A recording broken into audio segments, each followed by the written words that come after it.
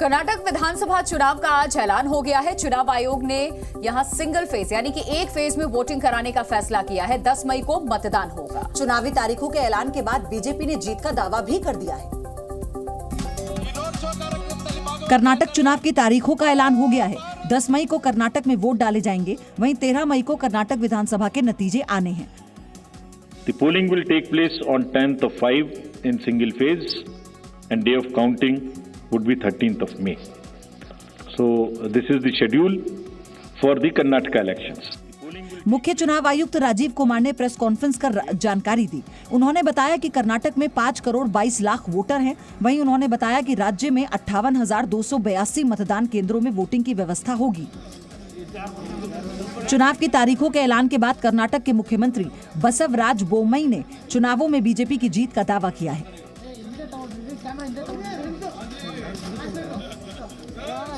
From booth level to Sankalpa Yatre, Vijay Sankalpa Yatre, and lot of response is there, and we are sure to come back to power with thumping majority. वहीं कांग्रेस अध्यक्ष मल्लिकार्जुन खड़गे ने PM Modi पर निशाना साधा है। उन्होंने कहा कि अडानी मुद्दे पर पीएम मोदी चुप रहते हैं। खड़गे ने कहा, विपक्ष को टारगेट करके झूठा आरोप सिर्फ लगाया जा रहा है।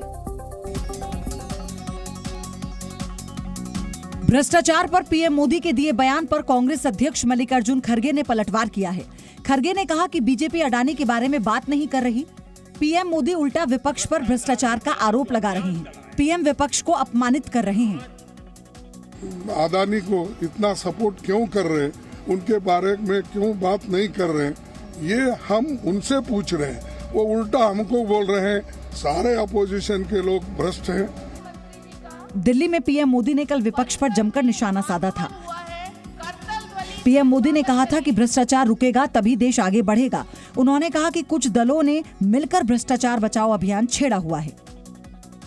भ्रष्टाचार के खिलाफ जो अभियान चलाया, उसने आज भ्रष्टाचार और भ्रष्टाचारियों दोनों की जड़ें हिला दी है। मोहम्मद फैजल की लक्षद्वीप से संसद सदस्यता दोबारा बहाल हो गई है। लोकसभा सचिवालय ने बहाली की अधिसूचना जारी भी कर दी है। मोहम्मद फैजल हत्या के प्रयास मामले में 10 साल की उन्हें सजा सुनाई गई थी, जिसके बाद उनकी सदस्यता चली गई थी। लक्षद्वीप के एनसीपी सांसद मोहम्मद फैजल की लोकसभा सदस्यता बहाल कर दी गई। इससे पहले केरल हाईकोर्ट ने आपराधिक मामले में दोष सिद्धि पर रोक लगा दी थी।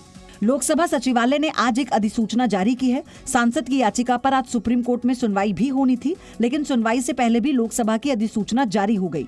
ये मामला जस्टिस KM जोसेफ और BV नागरत्ना की पीठ के सामने सुना जाना था। अब इस फैसले के बाद राहुल गांधी की सदस्यता पर भी बात होने लगी है। जो सदस्यता खत्म कर दी जाती है उसको बहाल किया जा सकता है, एक प्रेसिडेंट होता है ये। अब राहुल गांधी जी या अब्दुल्ला के केस में या आजम खान के केस में ये सब इश्यूज उठेंगे। मोहम्मद फैजल को हत्या के प्रयास मामले में 10 साल की सजा सुनाई गई थी। इस मर्डर केस में उनके साथ 3 और लोगों को भी सजा हुई थी। सेशन कोर्ट ने उन्हें हत्या के प्रयास मामले में दोषी करार दिया था। इसके बाद लोकसभा सचिवालय ने एक नोटिफिकेशन जारी किया था, जिसके बाद इनकी संसद सदस्यता रद्द कर दी गई थी।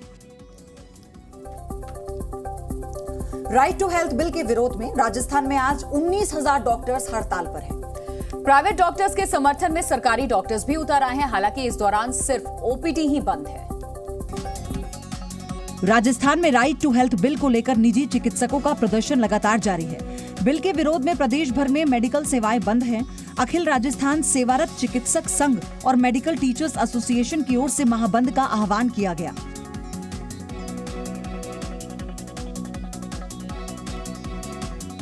बंद में केवल OPD का बहिष्कार किया जा रहा है।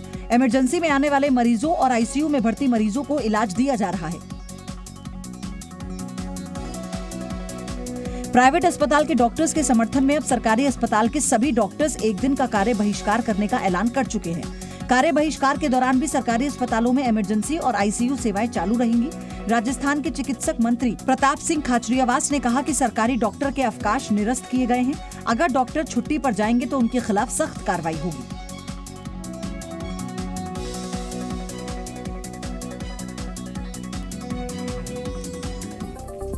लैंड फॉर जॉब केस में आज राउज एवेन्यू कोर्ट में सुनवाई हुई है। सुनवाई के दौरान राबड़ी देवी और मीसा भारती कोर्ट में मौजूद रही। लैंड फॉर जॉब घोटाले में दिल्ली की राउज एवेन्यू कोर्ट में आज सुनवाई हुई। मामले में आरोपी राबड़ी देवी और मीसा भारती सुनवाई के लिए कोर्ट में मौजूद रहीं। इस दौरान कोर्ट ने सीबीआई को सभी आरोपियों की चार्जशीट की कॉपी मुहैया कराने को कहा। मामले की अगली सुनवाई 8 मई को होगी। इससे पहले 15 मार्च को लैंड फॉर जॉब मामले में सुनवाई के बाद कोर्ट ने लालू यादव, राबड़ी देवी और मीसा भारती को राहत देते हुए 50,000 रुपए के मुचलके पर जमानत दे दी थी, जिसका सीबीआई ने भी विरोध किया था। उसके बाद अदालत ने इस मामले में दस्तावेजों को देखने और चार्जशीट की कॉपी आरोपियों को देने के लिए 29 मार्च यानी आज की तारीख तय की थी। हालांकि आज आरोपियों को खुद से पेश होने की जरूरत नहीं थी और दस्तावेज वकीलों के जरिए लिए जा सकते थे, लेकिन आज अदालत में सीबीआई की तरफ से दाखिल चार्जशीट और दूसरे दस्तावेजों के लिए राबड़ी देवी और मीसा भारती भी अदालत पहुंची। दरअसल साल 2004 से 2009 के दौरान रेल मंत्री रहते हुए लालू यादव पर अपने करीबियों को ग्रुप डी में नौकरी के बदले रिश्वत के तौर पर जमीन लेने का आरोप है। सीबीआई ने इस मामले में लालू यादव, उनकी पत्नी राबड़ी देवी, बेटी मीसा भारती समेत 16 आरोपियों के खिलाफ चार्जशीट दायर की है। वहीं अयोध्या में श्री राम मंदिर का निर्माण कार्य तेजी से चल रहा है। मंदिर निर्माण के लिए खास चीजों का ध्यान रखा जा रहा है। मंदिर निर्माण के लिए यहां सागौन की लकड़ी महाराष्ट्र से खास लेकर के आई गई है। देखिए रिपोर्ट। राम मंदिर निर्माण का कार्य तेजी से चल रहा है। नेपाल से लाए गए शालिग्राम पत्थर के बाद महाराष्ट्र के चंद्रपुर के जंगलों से विशेष सागौन की लकड़ी अयोध्या लाई जा रही है, जिसे लेकर आज एक विशेष कार्यक्रम का आयोजन किया जा रहा है, जिसमें सागौन की लकड़ियों की पूजा की जाएगी। सागौन की लकड़ियों से मंदिर का मुख्य द्वार और मंदिर के अन्य द्वार बनेंगे। दरअसल मंदिर निर्माण समिति के अध्यक्ष नृपेंद्र मिश्रा ने देहरादून में वन अनुसंधान संस्थान से सबसे बेहतरीन और मजबूत लकड़ियों की जानकारी मांगी थी। इसके जवाब में संस्थान ने चंद्रपुर में पाई जाने वाली लकड़ी को भारत में सर्वश्रेष्ठ बताया, जिसके बाद इस लकड़ी को चुना गया। इसके बाद यूपी सरकार ने महाराष्ट्र सरकार से लकड़ियों की मांग की और महाराष्ट्र सरकार मंदिर द्वार बनाने के लिए सागौन की लकड़ियाँ देने को तैयार हो गयी। हमारे लिए भी बड़े प्रेम का, आस्था का और पवित्र भावना का विषय है। ये भेजते समय हमको मंदिर ट्रस्ट ने भी कहा कि बड़े पवित्र भावना से लकड़ी वहाँ जानी चाहिए, क्योंकि ये सिर्फ लकड़ी नहीं है, ये हमारे आस्था का विषय है। केंद्रीय मंत्री अश्विनी वैष्णव ने राहुल गांधी पर निशाना साधा। उन्होंने कहा कि राहुल गांधी खुद को कानून और संविधान से भी ऊपर मानते हैं। राहुल गांधी पर निशाना साधते हुए अश्विनी वैष्णव ने कहा कि राहुल ने ओबीसी समाज का अपमान किया। उन्होंने कहा कि राहुल के अहंकार के चलते उनकी सदस्यता गई है। कांग्रेस नेता राहुल गांधी की सदस्यता जाने के बाद से जहां कांग्रेस बीजेपी पर लगातार हमले कर रही है, वहीं बीजेपी भी राहुल गांधी को लेकर कांग्रेस पर पलटवार कर रही है। आज केंद्रीय रेल मंत्री अश्विनी वैष्णव ने राहुल गांधी पर निशाना साधा। अश्विनी वैष्णव ने कहा कि राहुल ने ओबीसी समुदाय का अपमान किया और जब कोर्ट ने उन्हें दोषी करार दिया तो उन्हें लगता है कि वो कोर्ट से ऊपर है। उस जजमेंट के अगेंस्ट उनको अगर कोई एक्शन लेना है तो क्या उनको कोई लीगल रिकोर्स नहीं लेना चाहिए था? Instead of taking a legal recourse, अगर मिस्टर राहुल गांधी कोर्ट को ही अटैक करते हैं, जुडिशरी को ही अटैक करते हैं, कॉन्स्टिट्यूशन को ही अटैक करते हैं, ये उनकी सोच को दर्शाता है। इसके साथ ही अश्विनी वैष्णव ने कहा कि संस्थानों की बात करने वाले देश को बताएं कि जब प्रधानमंत्री विदेश में थे तो एक ऑर्डिनेंस को फाड़ना संस्थाओं का सम्मान करना था। संविधान ने जो संस्थान बनाए हैं, राहुल गांधी खुद को उनसे ऊपर समझते हैं। वो मानते हैं कि देश पर राज करना उनका जन्मसिद्ध अधिकार है। कोरोना के केस लगातार बढ़ते जा रहे हैं। बीते शुक्रवार से लगातार कोरोना के नए मरीजों की संख्या 1000 से ज्यादा आ रही है। दरअसल मंगलवार से लगातार ये मामले सामने आ रहे हैं और अब इधर स्वास्थ्य मंत्रालय ने राज्यों से RT-PCR कराने के लिए भी कहा है और साथ ही ये कहा है कि जीनोम सीक्वेंसिंग पर जोर देना होगा। कोरोना का संक्रमण एक बार फिर से तेजी से बढ़ने लगा है। पिछले 24 घंटे में कोविड-19 के 2151 नए मामले सामने आए, जबकि पिछले 24 घंटे में कोरोना से 1222 लोग ठीक हुए। और कुल सक्रिय केस की बात करें तो देश में 11,903 सक्रिय मामले हैं। पिछले 8 दिनों में कोरोना के मामलों में 80% का इजाफा हुआ। देश में सबसे ज्यादा मामले केरल में हैं, जबकि दूसरे पर महाराष्ट्र और तीसरे पायदान पर गुजरात है। चौथे पर कर्नाटक, फिर तमिलनाडु और छठे पर दिल्ली है। कोरोना के मामले बढ़ने के बाद भारत दुनिया भर में कोरोना मरीजों की लिस्ट में 7वें स्थान पर पहुंच गया। इस बीच कोरोना मामले बढ़ते ही स्वास्थ्य मंत्रालय अलर्ट मोड में आ गया है। जिन राज्यों में कोरोना के मामले बढ़े हैं, उनके लिए मंत्रालय ने एडवाइजरी जारी की है। मंत्रालय ने राज्य से RT-PCR टेस्ट कराने और जीनोम सीक्वेंसिंग पर जोर देने को कहा। साथ ही राज्यों से ऑक्सीजन प्लांट और अस्पतालों में बेडों की संख्या पर्याप्त रखने को कहा गया है। यूपी के मंत्री नंद गोपाल नंदी ने समाजवादी पार्टी के अध्यक्ष पर विवादित बयान दिया है। नंद गोपाल नंदी ने कहा कि अखिलेश यादव हमेशा राज्य को बदनाम करने के बारे में ही सोचते रहते हैं। अखिलेश यादव की बचकानी हरकत। बीजेपी नेता और यूपी सरकार में मंत्री नंद गोपाल नंदी ने विवादित बयान दिया है। नंदी समाजवादी पार्टी के मुखिया और सूबे के पूर्व मुख्यमंत्री पर निशाना साधते साधते एक विवादित बयान दे बैठे। नंद गोपाल नंदी ने कहा कि अखिलेश यादव अपने पिता का भी सम्मान नहीं करते थे। साथ ही नंदी ने कहा कि अखिलेश यादव हमेशा राज्य को बदनाम करने के बारे में ही सोचते रहते हैं। जो उत्तर प्रदेश के मुख्यमंत्री रहे हों, जो स्वयंभू राष्ट्रीय अध्यक्ष बताते हैं अपने आप को, समाजवादी पार्टी का पिता को मार करके कुर्सी अपनी हथिया ली और राष्ट्रीय अध्यक्ष बन गए। इससे पहले यूपी विधानसभा में बजट सत्र की कार्यवाही के दौरान मुलायम सिंह को लेकर योगी आदित्यनाथ और अखिलेश यादव में तीखी बहस हो गई थी। शर्म तो तुम्हें करनी चाहिए जो अपने बाप की सम्मान नहीं कर पाए।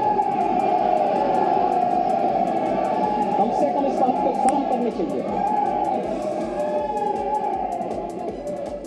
किस प्रकार का आचरण होना चाहिए। फ्रांस के अलग अलग जिलों में मजदूर संगठन मैक्रो सरकार के खिलाफ सड़कों पर उतर आए हैं। दरअसल प्रदर्शनकारी सरकार से इन दिनों कानून को वापस लेने की मांग कर रहे हैं। जो 2 नए कानून सामने आए हैं, कई शहरों में जमकर के विरोध प्रदर्शन भी हो रहा है। देखिए रिपोर्ट।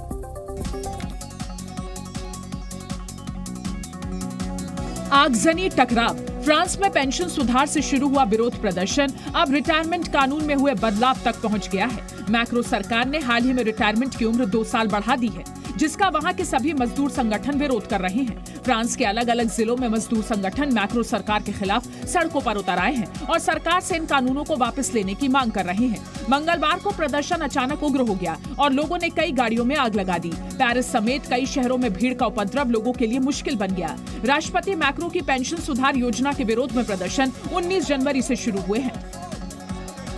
फ्रांस के राष्ट्रपति इमैनुअल मैक्रो अपने राजनीतिक जीवन के सबसे कठिन समय का सामना कर रहे हैं।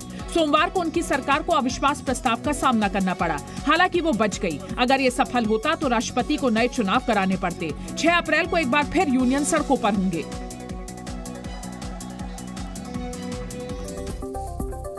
पाकिस्तान के पीएम शहबाज शरीफ अब अपने देश में न्याय व्यवस्था से परेशान है। दरअसल शहबाज शरीफ को अब अपने देश की सर्वोच्च अदालत से परेशानी होने लगी है। ऐसा क्यों हो रहा है, इस रिपोर्ट में देखिए।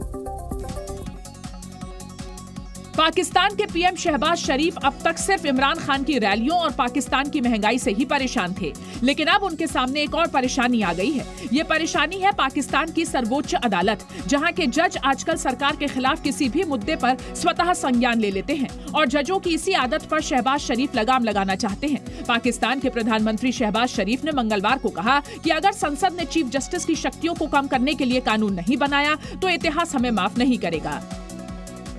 पीएम का ये बयान ऐसे वक्त में आया है जब पाकिस्तान में सुप्रीम कोर्ट के 2 न्यायाधीशों ने पीठ का गठन करने और स्वतः संज्ञान नोटिस लेने की प्रधान न्यायाधीश की शक्तियों को चुनौती दी। इस बीच खबर ये भी है कि पाकिस्तान के मंत्रिमंडल ने मंगलवार को एक कानून के मसौदे को मंजूरी दे दी है, जिसमें पाकिस्तान के प्रधान न्यायाधीश की विवेकाधीन शक्तियों को कम करने का प्रावधान है।